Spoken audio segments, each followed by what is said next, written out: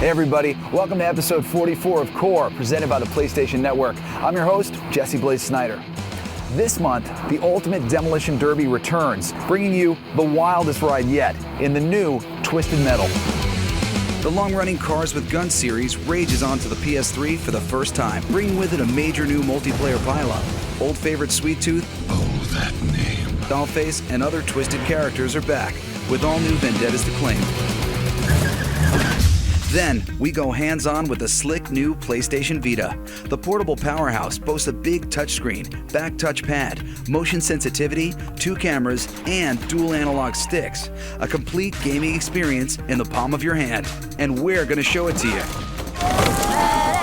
And for all you powder hounds out there, get ready to grab your board and shred down the world's 9 deadliest peaks in SSX.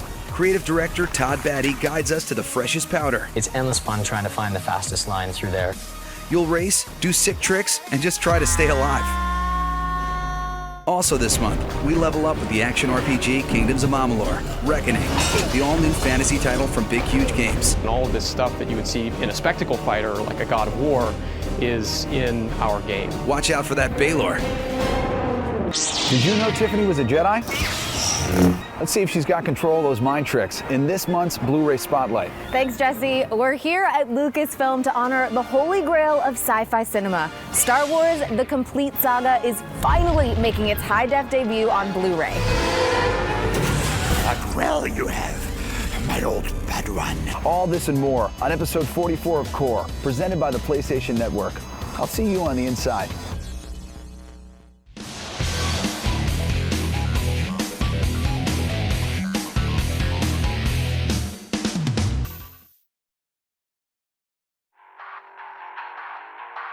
Put a masked supermodel, a flambéed clown, and other shady characters behind the wheel, and bad things will happen.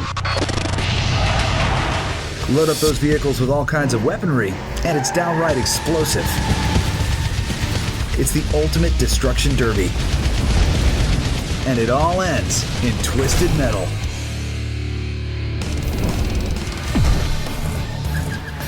The single-player campaign follows the usual suspects of the franchise, telling each twisted tale through some gnarly live-action cutscenes. Be warned, this game is not for the faint of heart. They were my first murders. No Twisted Metal title would be complete without its ice cream-obsessed poster boy, Sweet Tooth. Oh, that name. Learn disturbing news stories about our lovable clown's origins. Juggalos, contain yourselves. Dollface's new backstory makes her a beauty-obsessed model who loses her looks in a heinous car wreck. Ugh, is there a dermatologist in the house? Mr. Grimm's now a motorbike-riding stuntman with daddy issues. And finally, Preacher from Twisted Metal Black is back on a mission to bring down Calypso, longtime tournament overlord, and his empire of sin. I know who you are! You are the beast! Like in prior games, Twisted Metal is all about road raging action. Choose between about a dozen vehicles, each with different strengths, weaknesses, and kick-ass arsenals. Cars, trucks, some random wheel thing. Even fly a helicopter in certain game modes. Here are a few favorites. As expected, Sweet Tooth's ice cream truck is badder than ever and has a fun new clown bobblehead you can launch and regenerate. But there's more than meets the eye here, kids. Go-Go Robo-Clown, transforming into an armored angel of death. And for all you road hogs, it's the Juggernaut. A giant semi that lets you slide mines out from your sides. Plus, use the trailer to invite up to 2 teammates on board. Because teamwork makes the dream work. Kamikaze is the speed demon of the lot. And special attack options like Flamethrower and Shock Freeze give it some serious stank. Some events put you in a confined space. Fire rockets, throw bombs, smash the crap out of opponents, and deliver the pain to be the last one alive. Other events start with a race, but end with a bang. Only the winning vehicle avoids detonation, and it always helps to thin the pack by fighting between checkpoints. Whatever your game configuration, you'll tear down environments throughout battles, leaving only heaps of rubble and smoldering wreckage. The huge scale of destruction is one of the highlights. With all of these layers on top of the vehicles, Twisted Metal is an action-fighting shooter, even more than it is a driving game. The wild special attacks include transforming, catapulting cars, flinging chainsaws, and more. Calypso! Calypso! What the hell is this? We had fun in all the solo rounds. You'll try different game modes and take on massive bosses over the story. For group fun, multiplayer excels. You just can't beat shooting and crashing into friends. Each of the 7 multiplayer game modes has its own style. In Team Last Man Standing, for example, your whole team gets a shared pool of respawns. Try to deplete the other team before running out of yours. Your team won the battle. And Nuke is an elaborate Twisted Metal take on Capture the Flag, where you abduct and eventually sacrifice an enemy faction leader. Launch the leader into the opponent's statue to win. Boom! You have destroyed the enemy statue. Multiplayer matches have tons of variables you can tweak. Do you want the health semi in the match? Yes, please. What about the awesome Juggernaut cab and trailer? Sweet! You can go online with 16 players, including 2 people on a single PS3. Rank up in matches and even custom paint your car so everyone sees you coming and learns to fear you. Or throw elbows on the same couch in 4-player offline split screen.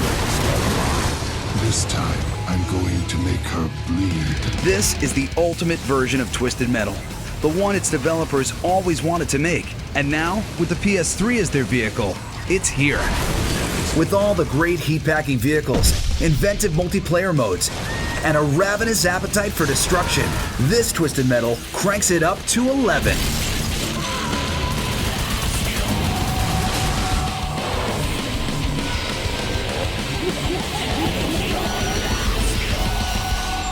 Lock it.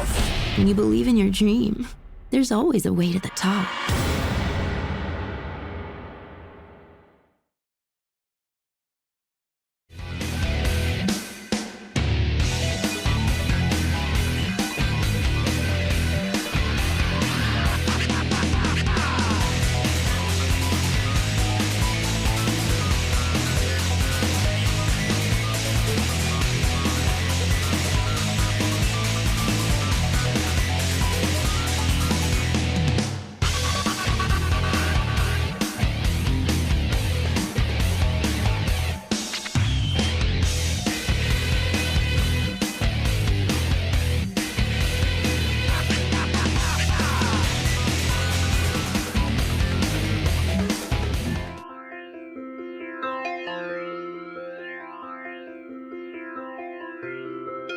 Hey everyone, Jesse here, and today we have exclusive access to one very special device, the PlayStation Vita. Here we go. Let's start with the specs. You've got a 5-inch OLED. This screen's huge. The speedy ARM CPU has 4 cores, and the powerful GPU packs in 128 megabytes of video RAM. And the whole system uses 512 megabytes of RAM, which is a lot. This means great-looking games that we've never seen before on a handheld device. Take Uncharted Golden Abyss, a PS3 quality game on a portable system. PlayStation Vita dual analog sticks perfectly match a shooter like Uncharted. Buttons feel crisp, and they're just the start of all the input possibilities. How about multi-touch? Uncharted lets you scamper along ledges and stealthily take out an enemy with your very own golden touch. Little Deviants takes the flip side with a multi-touch pad on the back of the system. You'll raise hills by touching behind the screen and control innovative gameplay. Ever think of a camera as an input device? You will. It's got one on the front and one on the back. The camera can see at 60 or 120 frames per second, creating a smooth basis for augmented reality. Some games can use the camera to merge reality with the virtual world in real time. Just point the Vita at a nearby surface and your virtual characters will interact with your own environment. Wherever you are, you can use the Party app to voice and text chat with friends across different games on the fly. Some games even let you battle with friends on their PS3s, like Wipeout, where you can play a live multiplayer between the PS Vita version and PS3 version while out and about on Wi-Fi or relaxing at home on your PS3. Motion sensitivity adds yet another input to the PS Vita. It's got a 3-axis gyroscope, accelerometer, and electronic compass. However you tilt or twist, games can respond, like Hot Shots Golf. You can explore the course with the Vita as basically a virtual viewfinder, find the hole, and swing. And the PS Vita is more than just a gaming machine. You can download 4 social networking apps initially: Facebook, Skype, Twitter, and Foursquare. And we expect more non-gaming tools and toys to come out soon. Whether you plug in headphones or listen from the built-in stereo speakers, media playback is great. You can buy or rent movies and get music from the PS Store. Or connect the Vita to your PC or Mac and add your own files. You may not be able to take your PS3 with you on a plane or on a train or to work with you, but you can take a PS Vita, and you're going to want to. I can keep this, right?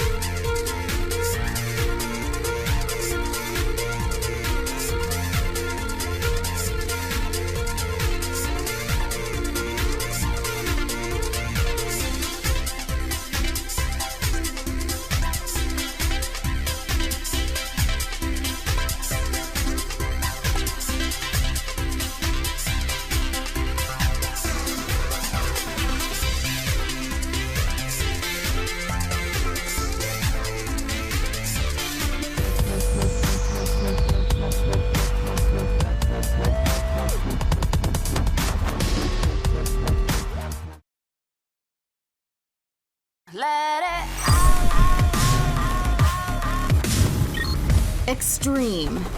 Shredding the gnar. Sick, bro. Right. Okay, yeah. But just once in a while, those words have meaning again. What a rush. Leap out of a helicopter and snowboard down a mountain? That's gotta be the gold standard for extreme. Whatever you call it, the name of the game is SSX.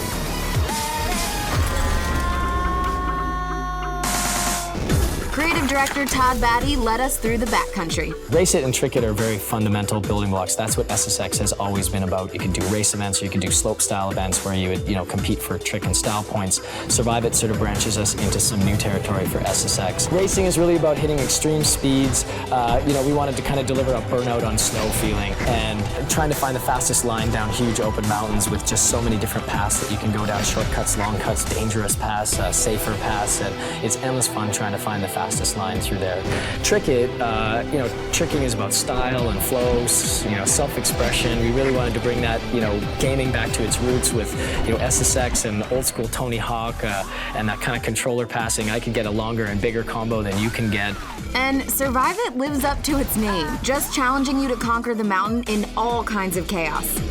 Whatever game type, SSX is about great stunts. We have literally hundreds of combinations of different tricks that you can do. We have a trick system that's actually really intuitive and easy to use. You can use either the right analog stick, or you can use a combination of buttons.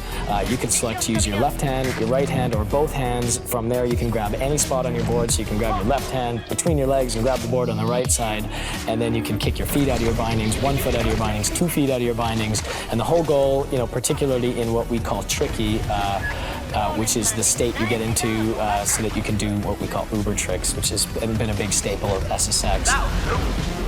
When you get into that state, all of the tricks that you can do get replaced with bigger and more extreme tricks. SSX has always put those stunts first, but there's a light story to lead you through the game. We came up with the idea of Team SSX, a bunch of the old SSX riders, and some new characters that we introduced into the universe, sort of going around the globe and conquering what we call the 9 deadly descents. 9 deadly descents around 9 of the most iconic mountains in the world, each one themed off of a unique environmental challenge. It's rock, thin air, gravity, ice, wind, cold, et cetera, and they provide some really interesting experiences. We wanted to follow the same formula that SSX has always followed, which was to bring back some returning characters. We originally made the call. First one was Elise. Elise Riggs has sort of been the cover girl from SSX. And then when we were trying to decide what other characters we would use to sort of fill out the roster, we just said, you know what? Why don't we just ask our fans what they want? Qore, Moby, Zoe. Zoe becomes one of the anchors of the entire game. Mac Fraser, obviously a fan favorite. Simon. And each character is, very different in their own personalities. They approach riding differently, and they all have sort of some unique skills and unique gear that goes with them through the game. An example would be Elise got the wingsuit. So wingsuit was the coolest feature we added into SSX. You could fly. It's so fundamental to gameplay. You can access new areas of the level. You can control your speed when you jump from 500-foot cliffs. And then every character got something different. So, Qore, for example, rewrote some of her backstory to say that she did a lot of high altitude riding, and so she gets an oxygen tank that allows her to stay at high altitude for longer than other riders, so that becomes her specialty, and we just sort of moved our way through the roster like that. If you look at online gaming today, it's really hard. People are busy, and it's really hard to go onto a lobby and find your friends and have everybody online at the same time playing the game. So we took it a step further, and we said, well, what would be really cool is if you go down the mountain and you do a really epic run, a really fast run, or a really big trick run, whatever it might be, let's store all of that data, and then when my friend comes online to try to beat my record, we represent that data as a ghost in the world, and he'll actually go down the line and do all the tricks and do everything. It's literally a mirrored representation of the run that you have just done with the character and with the gear and everything else. And so you get this sense of live competing against your friends all the time, but you don't have to wait for all of your friends to be there at the same time. So in SSX, if you can see it, you can ride it. If you can see it, you can jump off of it, you can trick it, and if it has any kind of a sharp edge at all, you can grind it. And it really sets up this just playground feeling to all of our levels, where the combinations that you can put together are pretty endless.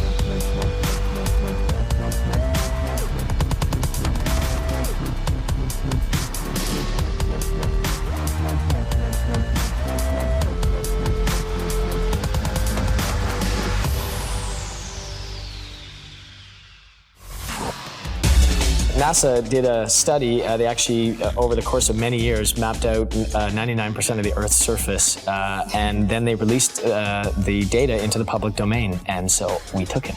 We got to a point where we could type in the latitude and longitude coordinates of any mountain on Earth, and in about 28 seconds generate a three-dimensional model of that mountain, accurate to NASA satellite data levels and all of the surrounding mountains, and everything just kind of ballooned from there. The data we get back from NASA is a wonderful starting place from us, but then we spend, an exorbitant amount of time with our level designers and world builders just shaping all the terrain and creating, all the types of environments and over-the-top gameplay that, is expected out of an SSX title.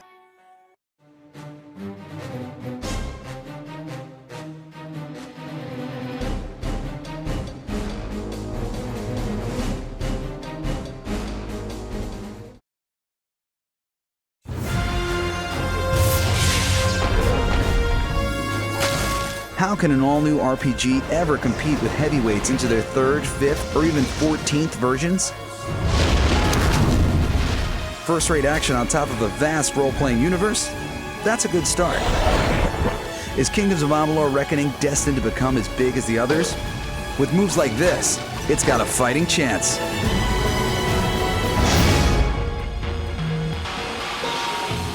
We visited Big Huge Games and spoke with developers Will Miller and Tim Coman to get the inside info on the gigantic RPG. Where do we start in the game? Well, the game begins in a really interesting way. Your character has been killed, and you wake up in this pile of bodies. There's this thing called the Well of Souls, and it's a giant machine built by Femoris Hughes, who's a gnome, and it has successfully resurrected you from the dead. Fascinating. Simply astounding. The main quest is all about you figuring out who you used to be and what the implications of you being brought back to life are. What are you doing down here? You don't belong. Wait a moment. No. You start off in a forest area, and basically it's a huge zone, and inside that zone we actually have a lot of variations. There's other zones that are like the plains, so there's like kind of wide open plains. And you get some really beautiful vista moments in there. There's a Datir, which is kind of like a Red Rocks desert-style environment, as well as we've got Alabaster. It's kind of like a ruined area, but there's these huge crystalline structures. How do you increase the color palette and make it really vibrant, but not move over to the camp side of things? For us, color was one of those key discussions that took place pretty early on. It's like if we bring in like a colored fog, for example, it's a more magical area of the game. So we're using it very, very purposefully. If you look at the city of Issa as a great example, what they do is that they grow everything. Their furniture, their buildings are all grown naturally. So what we wanted to do is make their city feel like it was grown organically, but we really wanted to bring a color palette into that. It's very rich and very lush. What makes your game unique? Everything in Amalur, in Reckoning, has a purpose. So if you see a statue in the middle of the world, or you go into some dungeon that's ruins or something like that, all of that has a history. We want RPG players to be comfortable, but we also want to challenge some of the things that they're used to. So a classic example of that is the way you select a class in the beginning of a traditional RPG. We kind of threw that out, so that's where the destiny system comes in. So if you decide in the middle of the game, I'm tired of being a rogue, I want to be a fighter, I want to be a fighter mage, you can swap out those destinies, no penalty to you. And these perks, these buffs, the destinies and the twists they're numerical buffs, but they also give you actual sort of moment-to-moment changes in your gameplay. The best example I can think of is Blink. So if you have any kind of sorcery destiny mix, your standard dodge roll is replaced by a teleport. And at the highest levels of that, you teleport through enemies and it'll deal some kind of damage over time effect, ice or poison. So eventually you'll get things like smoke bomb or traps or various things that you can use to trick enemies or to lure them. What kind of weapons will be available to the player in the game? Anything new and inventive?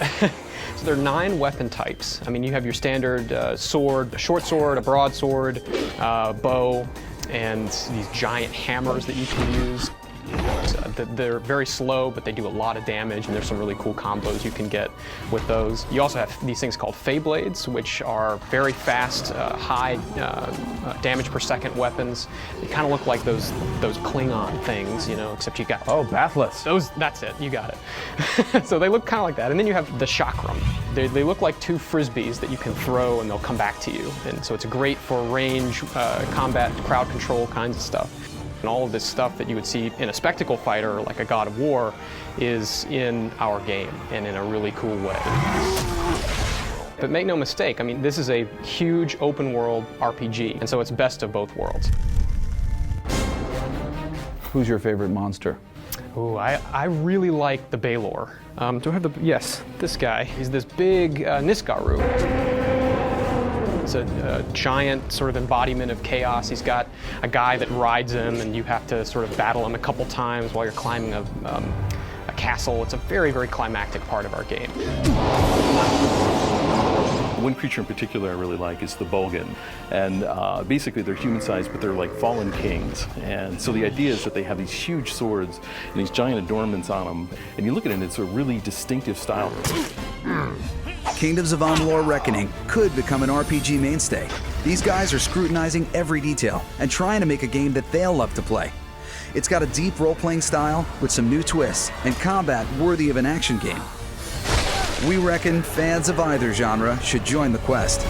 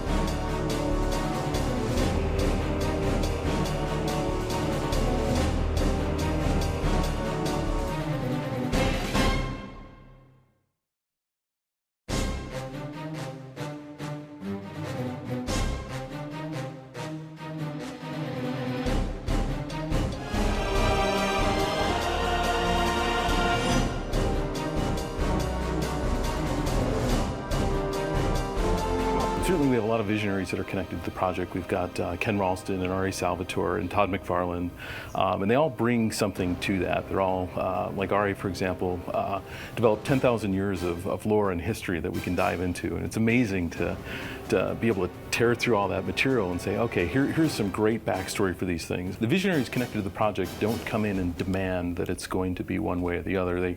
They approach it more like a mentor, and so what they say is, well, based off of our past experience, like Ken Ralston, for example, like he's been doing RPG titles since the pen and paper days, and so it's an amazing resource to be able to talk to him. And Todd's actually brings a different energy to it. He's, comes from more of an outside perspective where he's looking at things and he doesn't accept the conventions. If you tell Todd, like, nah, we shouldn't do it this way, his eyes go red. He'll be like, no way, okay, now we're on to something. If it's hard, we should do it, because that means maybe other people aren't.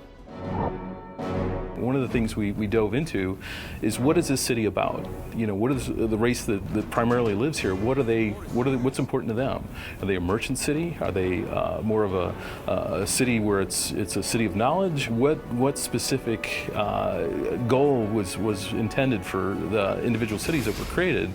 One of the things we really focused on was trying to build non-combat animations for creatures and individual people. Like, there's a traveler's camp and there's people dancing, you know, around someone playing an instrument. There's all these individual bits that we bring up from the characters so it doesn't feel like they're just standing around like robots waiting for you to come and interact with them.